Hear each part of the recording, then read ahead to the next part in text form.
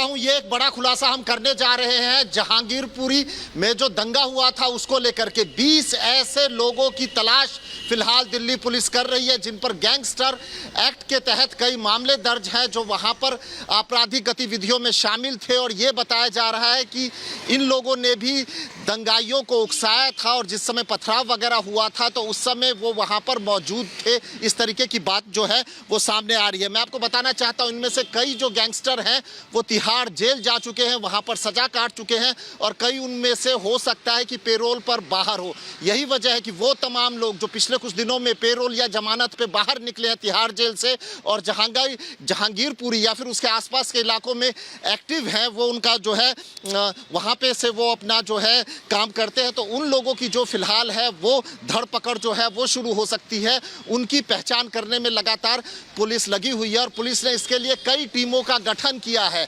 ये देखिए, ये एक बड़ी खबर है कि कई टीमों का गठन किया है और ये टीम जो है ये लगातार उनको ढूंढ रहे हैं।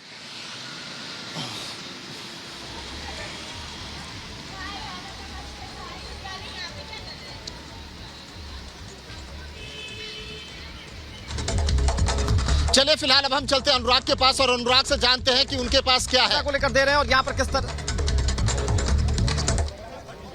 देखिए, मैं सीधे तौर पर तस्वीरें अपने विजय से कहूंगा कि वो दिखाएं। संदीप, तस्वीरें जरा दिखाइए किस तरह से हलचल बढ़ गई है, क्योंकि कांग्रेस का डेलीगेशन यहां पर पहुंचा था और वो उसका पॉलिटिकल एजेंडा क्या था वो उससे भी समझ में आया कि हिंसा को लेकर कोई बातचीत नहीं की गई। बातचीत की गई यहां पर अतिक्रमण हटाने को लेकर और लगातार वहां पर जो कांग्रेस के डेलीगेशन के बड़े नेता थे वो ये कहते रहे कि यहां पर घर तोड़े गए और ये नहीं होना चाहिए था। पुराने कुछ केसेस का हवाला देते रहे, कोर्ट के कुछ वर्डिक्ट्स का हवाला देते रहे, लेकिन बड़ी बात यह है कि यहां पर जो सड़कों पर अतिक्रमण था उस पर बुलडोजर चला, उसकी तस्वीरें हमने आपको दिखाई और इसको लेकर एमसीडी ने यह साफ कह दिया था कि उसे लेकर पहले ही चिन्हित किया जा चुका था, नामांकित किया जा चुका था कि किन किन हिस्सों को तोड़ा जाएगा। मैं कहूंगा एक बार जरा तस्वीरें दिखाइए कि कल किन किन इलाकों पे बुलडोजर चले हैं। देखिए, वो मस्जिद का हिस्सा जहां पर एक दीवार तोड़ी गई थी वो तस्वीरें हमने कल भी अपने दर्शकों को दिखाई थी। इसके अलावा वो जूस की दुकान जिसको लेकर सुप्रीम कोर्ट में भी इसके मालिक पहुंचे थे, लेकिन इन तमाम चीजों को लेकर मौजूदा समय में किस तरीके से पॉलिटिकल एजेंडा बनाने की कोशिश की जा रही है उसे समझिए, क्योंकि कांग्रेस का एक बड़ा डेलीगेशन यहां पर पहुंचता है, 15 लोग यहां पर पहुंचते हैं, हालांकि पुलिस उन्हें रोक देती है, अपनी बातें वो मीडिया से कहते हैं, उसके बाद चले जाते हैं। देखिए, मैं तस्वीरें दिखाता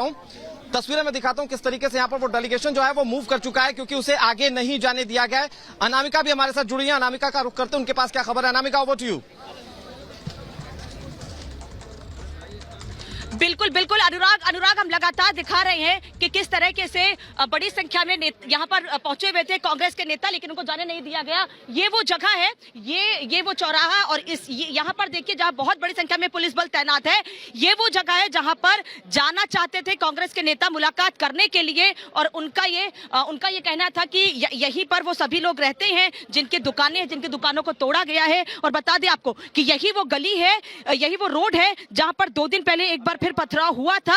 हम लोग जब वहां पर खड़े हुए थे, अनुराग, मैं, आप और तमाम पुलिसकर्मी जब वहां पर खड़े हुए थे उस वक्त पथराव हुआ था। यही वो रोड है जब यहां पर पथराव हुआ था और वहीं पर जाना चाह रहे हैं वो नेता। जब उनको रोका गया तो यहां से जा चुके हैं। सबसे महत्वपूर्ण बात यह है कि शक्ति सिंह गोहिल से जब हमने सवाल किया शोभा यात्रा को लेकर, उन्होंने भी टाल दिया, अजय माकन ने भी टाल दिया। शक्ति सिंह गोहिल ने यहां तक कहा कि वो हमारे कैमरे पर हमसे शोभा यात्रा को लेकर कोई बात नहीं करना चाहते हैं। यानी कि वो सवाल जो उनके कंफर्ट के हैं वो जरूर पूछे जाए उनसे, लेकिन जो सवाल जायज है कि 16 तारीख के बाद आप लोग यहाँ पर क्यों नहीं आए थे, क्या उसमें सियासत नहीं दिख रही थी, उसको टालते हुए दिखे। एक बार फिर दिखा रही हूँ आपको कि यहाँ पर एक बार फिर सुबह तक तो थोड़ी शांति थी, लेकिन एक बार फिर देखिए यहाँ पर बड़ी संख्या में पुलिस बल और तैनात कर दिया गया है इस वजह से क्योंकि कांग्रेस के तमाम नेता जाने की यहाँ कोशिश कर रहे थे, अंदर जाकर मुलाकात करना चाहते थे, पीड़ितों से मुलाकात करना चाहते थे और वो कह रहे थे लगातार कि हम उन लोगों से मुलाकात करेंगे जिनके घर गिराए गए हैं। वो कह रहे हैं कि घर मिलना सबका संवैधानिक अधिकार है, मैं खुद मंत्री रह चुका हूं, मैं जानता हूं, मैं दिल्ली की स्थिति को समझता हूं, लेकिन अभी जो हुआ है, अभी जो यहाँ के लोगों के साथ हुआ है वो गलत है, वो गलत है। अनुराग भी लगातार हमारे साथ जुड़े हैं और अंजू भी लगातार जहांगीरपुरी से हमारे साथ जुड़ी हैं। एक बार फिर रुक करते हैं अनुराग का। अनुराग, जहां कांग्रेस के नेता मौजूद थे वहां हलचल बहुत ज्यादा थी, सभी लोग अब यहाँ से वापस जा चुके हैं, क्या जानकारी है?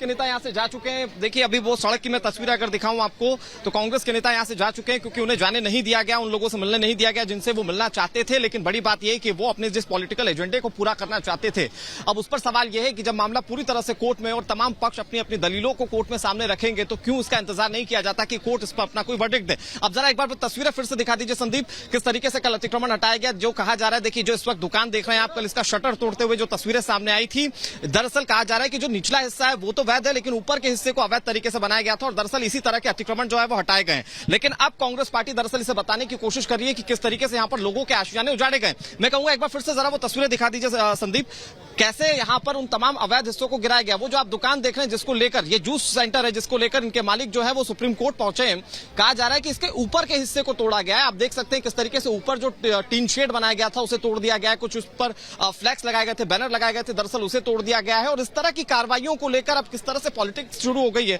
जैसे कांग्रेस का डेलीगेशन यहां पर पहुंचा, कल यहां पर आपने देखा किस तरीके से असदुद्दीन ओवैसी पहुंचे थे। तो कुल मिलाकर यहां पर अब इसे भुनाने की कोशिश की जा रही है क्योंकि इस मामले में वो हिंसा का एक बड़ा पहलू है जिस पर शायद कोई भी कुछ कहना नहीं चाहता क्योंकि ये उनके लिए पॉलिटिकल सूटेबल नहीं है, जिसका जिक्र बार बार अनामिका भी कर रही है। जो सवाल उन्होंने पूछने की कोशिश भी की, बहरहाल अंजू का रुख कर लेते हैं, उनके पास भी कोई जानकारी। अंजू, क्या जानकारी वहां से?